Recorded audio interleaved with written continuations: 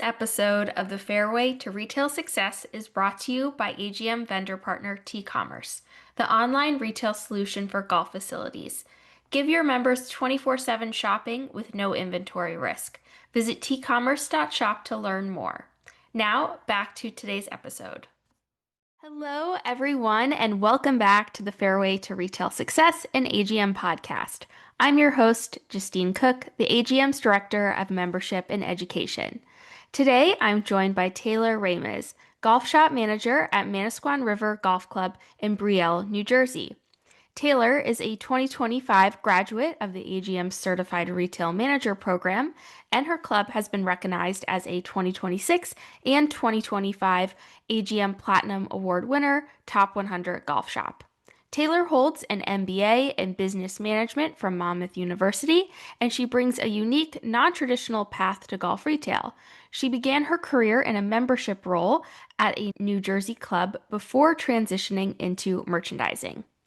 Taylor has carved a name for herself through her strong social media presence, blending storytelling, branding, and member engagement in really inspiring ways. Today, we'll chat about how she developed her innovative Osprey Club program, the strategy behind some of her displays, and the lessons she's learned about balancing creativity with profitability in a pro-owned golf shop. Taylor, thank you so much for joining us today. Good morning, Justine. Thank you so much for having me. I'm honored to be here. So I know I touched a little bit on your background that you have an MBA and you started out in membership, but can you tell us a little bit more about how you got started in golf and what led you to your current role going from the membership side of things into retail merchandising? Absolutely. So, as you said, I attended Monmouth University, which is what I would consider a mid-sized school in New Jersey. By my sophomore year, I had decided they have a great 5-year MBA program. So, I decided that I wanted to be a part of that program. So, I basically built my schedule out. So, by senior year, I was already taking some graduate classes to get that done in 1 year. I'm a big advocate of any type of education, but I definitely would advocate if you have the opportunity to go for your master's or get any form of higher education, definitely take advantage of it. So I was definitely encouraged by my professors, my advisors, and I'm so glad I did it. I'm so glad I did it at that time and took advantage of it. And from there, I worked in athletics throughout my 5 years at Monmouth. I was really looking to start my career in sports marketing. Mm. I had a few job offers in sports marketing. And at 23 years old, you don't really know where life is going to take you. And that's where I sat down and really thought about it, thought about what I wanted. And at that point, I wasn't really sure. And I think that's another thing that's should be talked about. It's okay to not know. It's okay to be a little confused about your path and just see where life takes you. I would say that I'm a big believer that everything happens for a reason and to keep your connections and network and see where your path ends up. And that's basically what I did. I took my education and I was presented a few opportunities. I started working at Trump Colts Neck part time just to have another part time job. I was applying to jobs and just needed something else to keep me busy. And from there, I absolutely fell in love with it. I was doing a little bit of everything there between assisting the GM, doing some membership inquiries. I was hostessing some nights. I was helping with weddings. There were golf tournaments going on. So I had a little bit of an aspect of everything. And from there, I started to look in golf. And I was like, maybe this is for me. So between my sports background, I actually attended a hospitality program in high school, and then my business background, it just all came together and it just made sense. It felt right. And I found a membership position in New Jersey. I was at that club for about a year, and I really just used that time to soak everything in and learn all aspects between membership, but that's also where I learned a lot more about golf. I didn't really grow up around golf, so I definitely don't have the traditional go to PGM school and play golf growing up. So there I really learned from the golf staff and leaned in, asked them if they needed help with anything. I was running the social media at that club. So I used that as my opportunity to be around the golf aspect of the club. And from there, one of their assistant pros was going to Manasquan River, connected me with the head pro there, and that's where I ended up.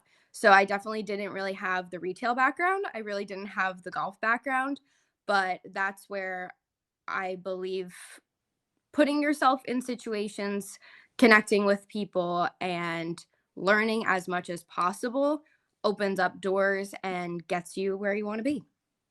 Very cool. It still all sounds very aligned, even though it you said the non-traditional path, it all that all sounds aligned to me from having hospitality and the sports kind of marketing side of things, very aligned. It's always interesting to see how everyone ends up where they get to, and no two paths are the same. And I think for those of us who didn't do a traditional PGM program, weren't golfers growing up, like you said, it's a not always the most obvious career path. It's not necessarily as native to us, but that's really cool. And I always say everyone ends up where they're supposed to be in golf, so very cool.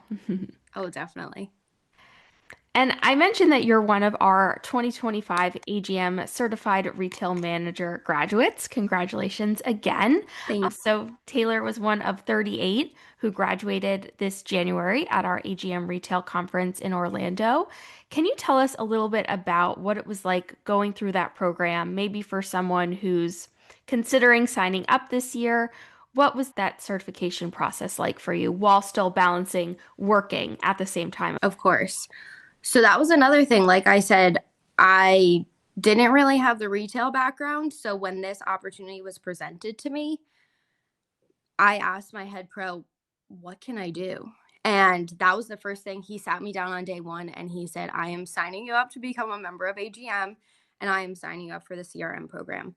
So, with his encouragement, I would encourage everyone else also to sign up for it. It's just another thing to add to your resume, whether you went to PGM school or have a retail background.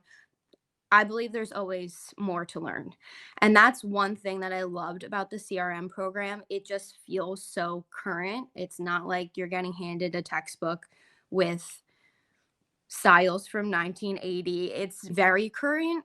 Even one of my last classes was technology in golf shops, and we were learning about AI and social media. So it is so current, and our society is changing so fast. But that's where AGM does such a great job staying current and knowing what trends are going on and trying to teach us that so we're ahead of those trends and ahead of the curve so that we can pass that along to our clubs and our members. But I would definitely recommend the CRM program to anyone. It's a great way to just continue your education and learn more while still working and holding your current role. Obviously, we all are very busy. We have different schedules, and that's where it also is great. I had other students were my peers that are in all parts of the country. So obviously, me being up in New Jersey, my schedule and my busy season is a Mhm. lot different than someone in Florida where we're flip-flopped. So Yeah. that's where it's also great. Courses are offered throughout the whole year, and I prioritize, okay, when I have my downtime and I'm not having a member guest every week or an event every week, I'm going to prioritize my CRM program and try to take as many of those courses as I can during the off season. Or flip down to Florida, they might be doing those classes during the opposite side of the year. So that's Mhm. where I loved having the classes offered at any time. Some of them are offered at great times where I would be able to work all day and then either just stay a little late, take my course, or get home, take my course after Mhm. hours. There also are some on demand classes, which I loved the addition of that towards the end of my CRM career, but they definitely are so flexible and they're really there to help. So the professors are great, the connections are great, and it's so cool to see the familiar faces in your classes from class to class. Obviously, we're not all on the same schedule, but by the end, you're like, oh, I recognize that person. I recognize that person. And then when we all get together to graduate in January, it's just so exciting that we all did it together. Thank you. I love to hear all that, and it is fun to get to know the students a little bit and for them to get to know each other. So we love to see that. Are there any specific takeaways from that program that you're implementing in your shop this year, perhaps, even if it's just one or two things? I would definitely say the technology course was great. And where our club is a little bit more traditional, we're trying to trend towards getting a little bit more up to date. So, implementing a little bit of that technology while still feeling traditional in our own aspect at Manasquan River. Social media is huge, and I've tried to really take reign on our social media. Personally, I have a work account for my own displays, but we also have a shop account. So it's just a fun aspect to get involved and to let your members get to know your staff a little bit more. We do some fun staff videos. It really helps them learn our personalities. Sometimes we have some seasonal employees. So if a member isn't there constantly to get to know us, it's just a nice other little fun way to get everyone involved. We do like weekly videos where if it's the Masters, it's okay, here's my pick for the Masters and why. So just like little fun videos to get people involved, videos to show displays or new merchandise coming in. But even with AI and all of the aspects that AI has taken over in society, why not use it to our ability as well, whether it's for design aspects. I've seen people like design hats on AI or design Mhm. sweatshirts or organize information. So anything to help you in your daily tasks, there are a lot of things out there. So that's definitely one takeaway.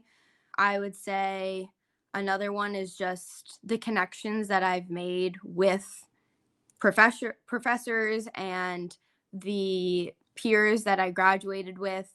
There's a couple that between doing our projects or being in class together, we've shared information, shared our contact information, and they're just nice connections to keep throughout your career. I always love to see what other people are doing between like their social media and their member guests if they do like different themes. There's just so much out there. So even just to have other people's contact information and you could shoot them a text and say, hey, have you ever dealt with this? Or hey, what are you doing for your theme this year?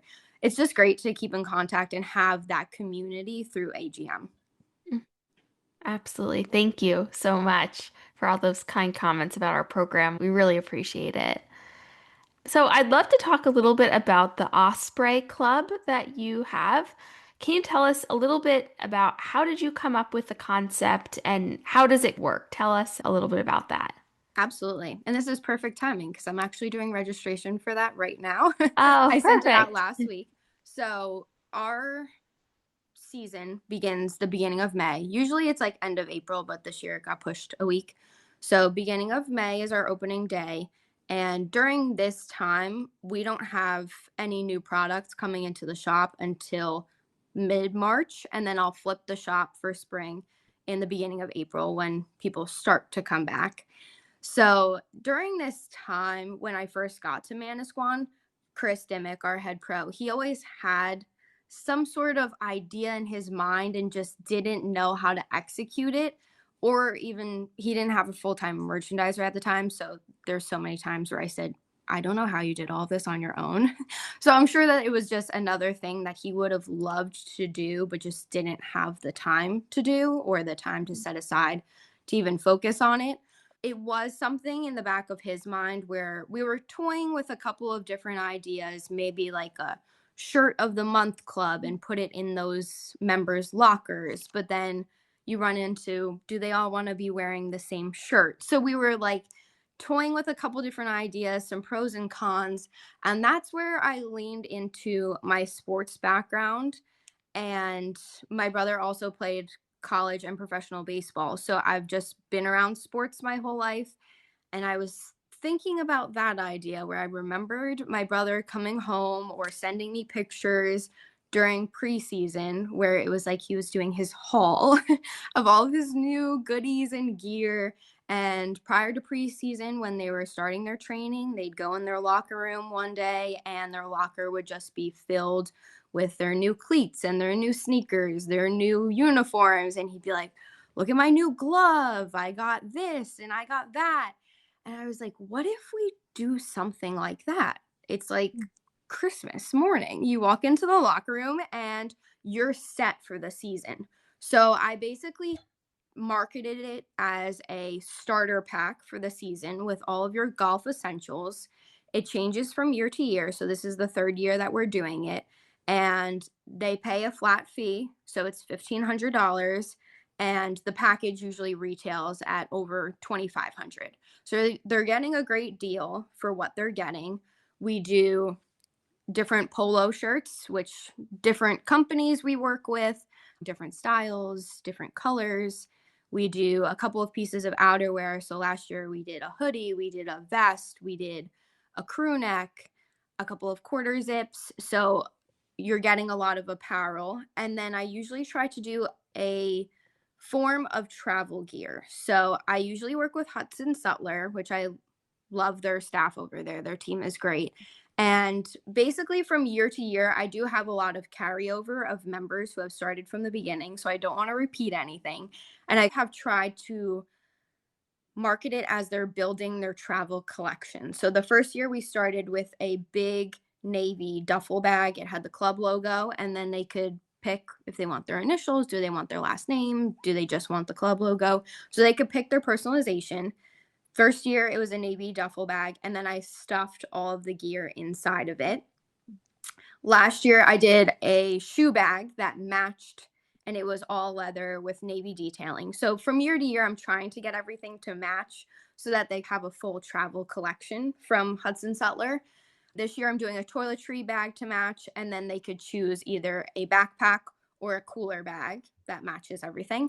So some sort of travel gear goes into it. Then we do whatever golf balls they play, whatever gloves they wear, and what size, obviously.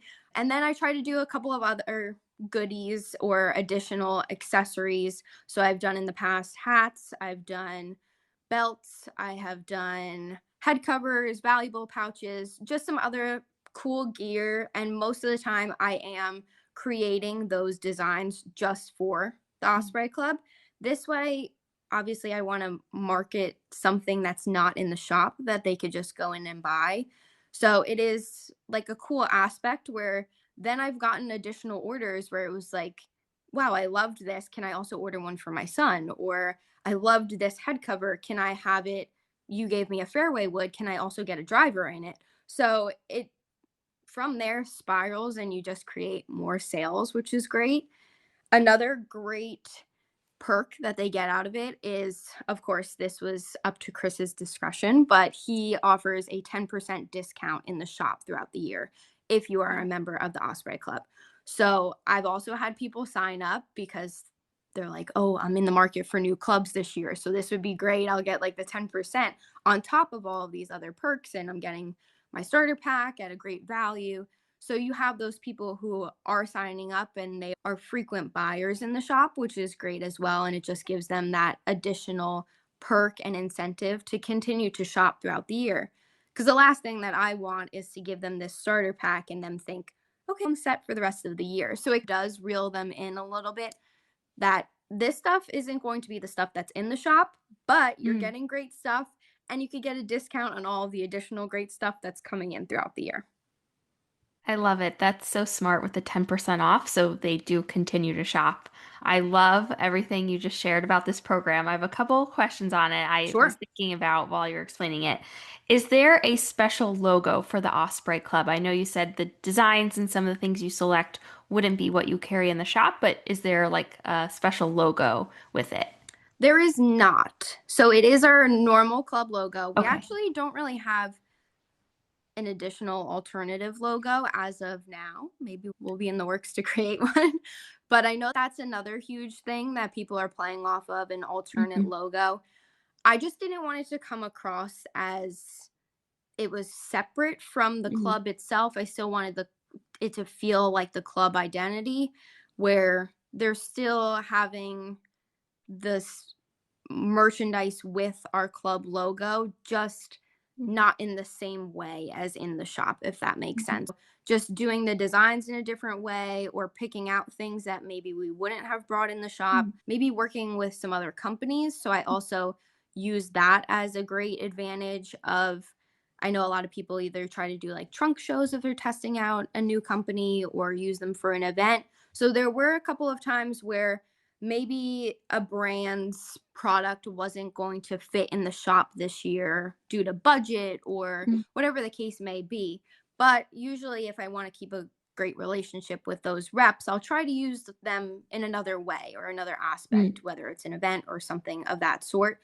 So there were some times where I was like, oh, we're going to use a different head cover company this year, but I would love to partner with you on our Osprey Club. And this many people are going to be in it. Can we do a head cover and a valuables pouch? So it was also a great way to utilize some other Mhm. brands and even test out some brands and see what Mhm. those members who are frequent shoppers what Right. feedback they give to a new brand or a brand that maybe we haven't had in the shop in a couple of years.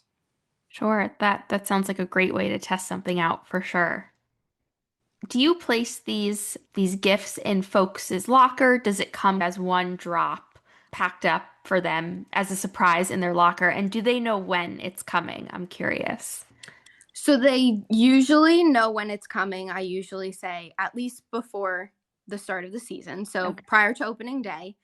And most times I would love to put it in their locker. Sometimes the package is a little too large to fit in their Mm. locker. And I don't want to just put it on the floor in front of their locker. So sometimes I have had to email them and say they're ready for pickup. And then it also is great to present it to them and see their reaction.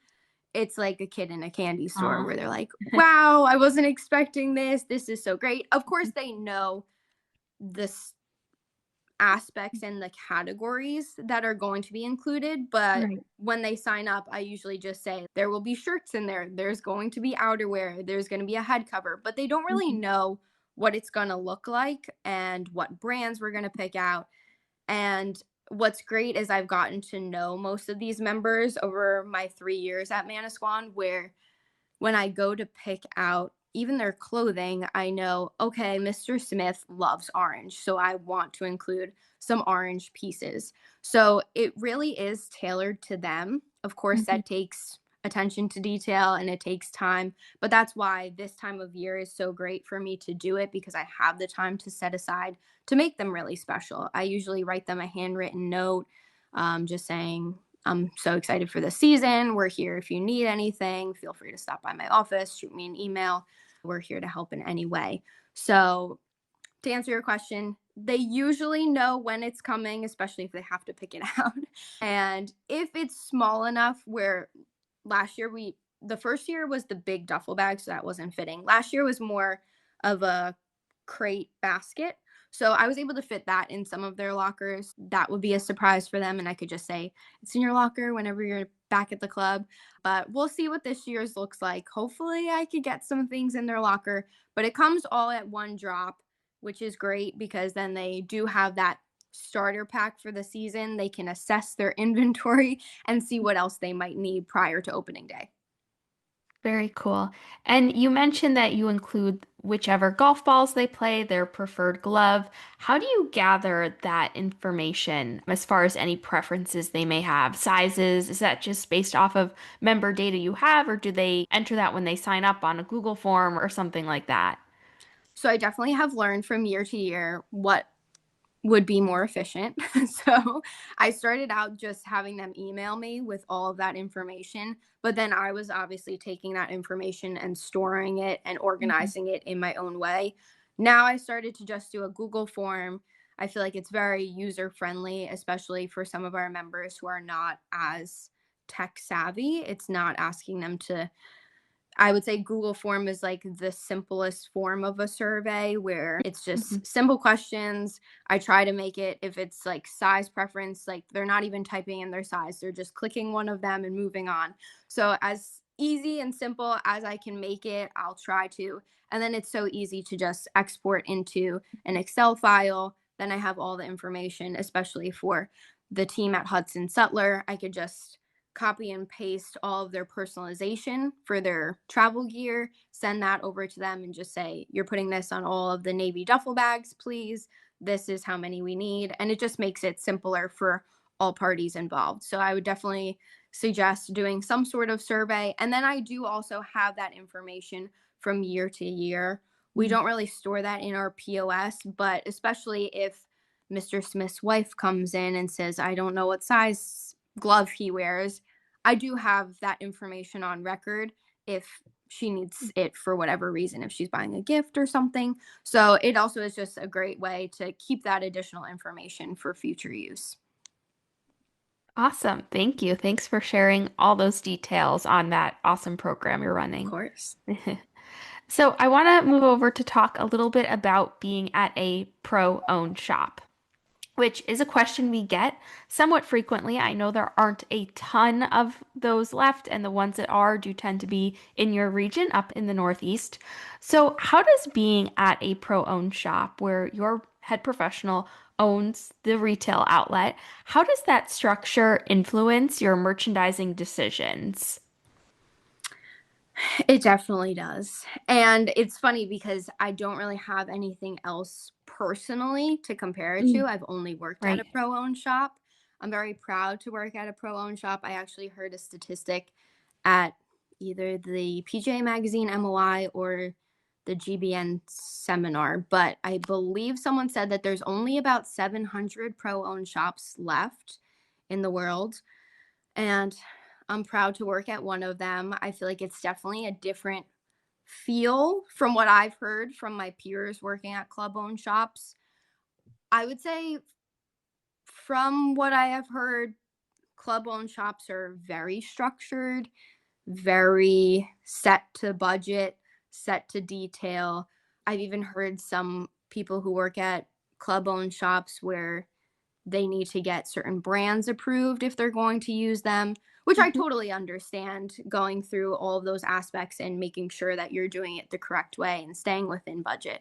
I would say that Chris Dimmick, my head pro who owns the shop, he from the beginning has placed so much trust in me, which, especially when I first started out, I was like, wow, this is a lot to take in. I'm new to this. He really took a chance on me, and I think him placing that trust in me has helped in my career immensely. It helped me believe in myself and believe in the choices that I am making. And I have that trust in him the way that he has in me. So I go into every buying appointment knowing I'm using Chris's money. This is not just monopoly money out of nowhere. And I would say I would approach that at whatever club I'm at. But when you actually know the personal finances are going into this, I think the view on it is a lot different. If I mess up, that's going to affect Chris. So, of course, it's the same as if I made a mistake and then it affects the club. But when you actually know it's affecting one personal person's finances, I feel like you have that in the back of your mind and you are a little bit more strategic when it comes to your buying. But in the same aspect, I would say that it gives me a lot of freedom. It gives me a lot of creativity because he believes in me and he believes in my thought process and my choices, where it's not like he's just go out and do whatever you want. But when it comes to being strategic, and if I do my research, I find a new brand and I present to him, I think this would be great in the shop for XYZ reasons. If I have that thought process and that those reasons why, 9 times out of 10, he's like, go for it, which that's what I love about it. He's very open to new brands, new ideas, even something like the Osprey Club. I personally don't know if that would happen at a club owned shop. Maybe it wouldn't, but that was something that Chris was like, great idea, let's run with it.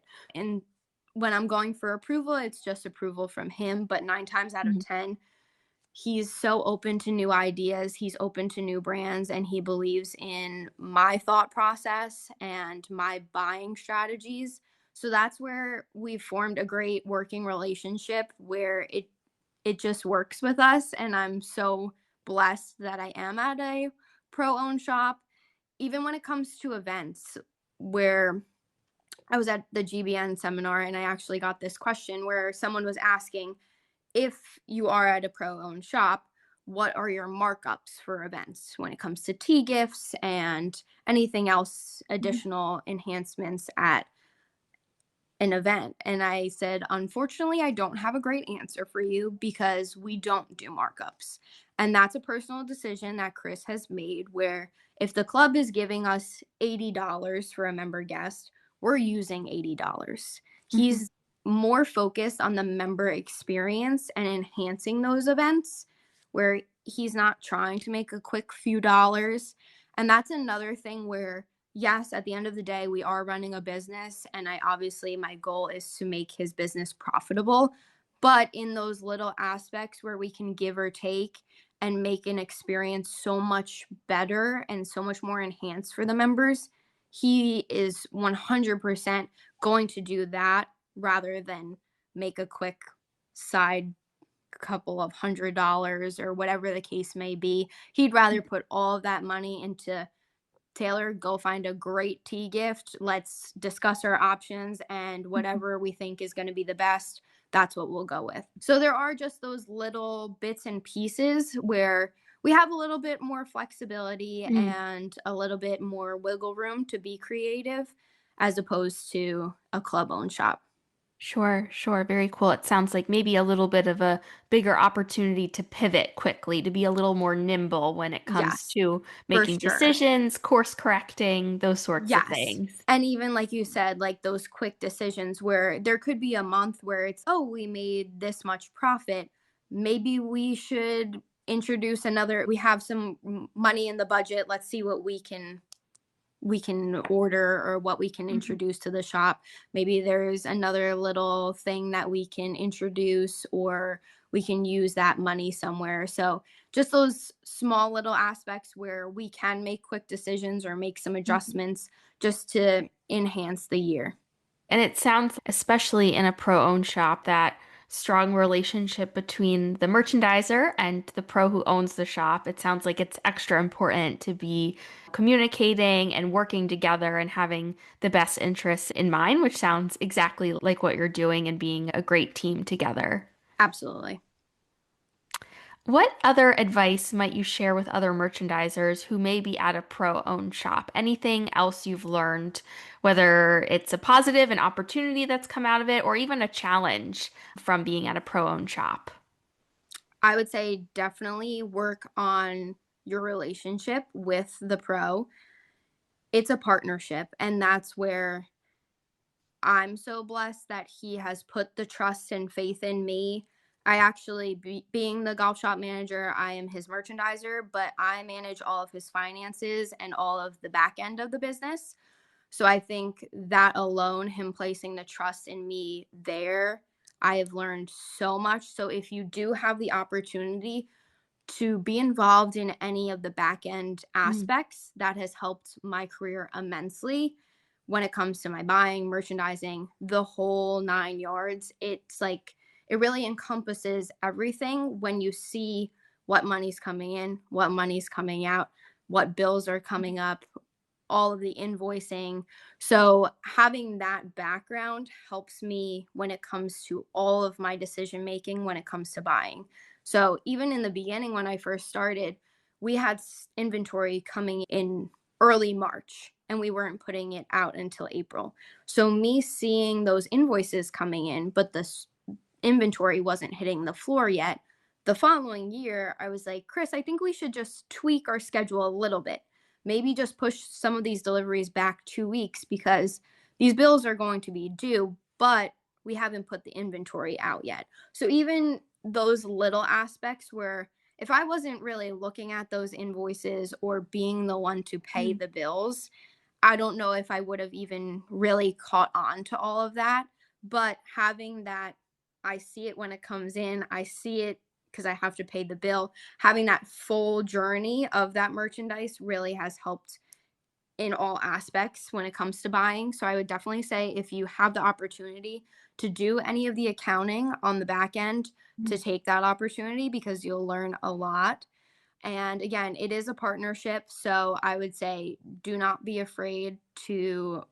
Chris is very easy to talk to, and we meet probably every day during season. It's tough when we're all running around, but we're in constant communication about everything going on from the golf operation to the shop. So just having that flow of communication, being open and honest with each other, it helps with new ideas and just trying to avoid situations before they happen. I know curveballs come to all of us, but in this industry, if you could get ahead of something before it happens, definitely try to.